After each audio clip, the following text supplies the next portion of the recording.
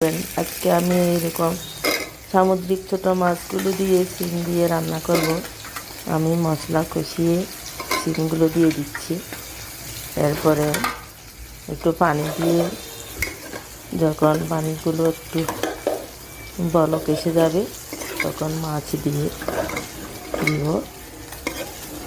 তো শীতের দিনে এরকম সামুদ্রিক মাছগুলো বেশি ভালো লাগে। বেগুন দিয়ে, আমার বেগুনে একটু অ্যালার্জি। আগে কিন্তু এরকম কোনো অ্যালার্জি ছিল না, এখন দেখি বেগুনে সামান্য অ্যালার্জি আছে। তাই এখন মোটামুটি অ্যাভয়েড করে চলি।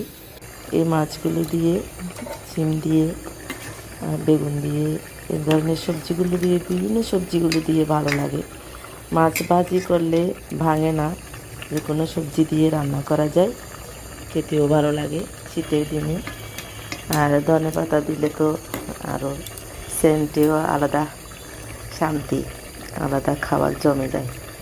তো আমি কোনো রেসিপি দেখাচ্ছি না, এমনি যেরকম খাই সেরকম আমি একটু করে রান্না করে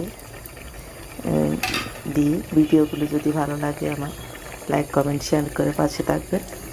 ভালো থাকবেন সবাই।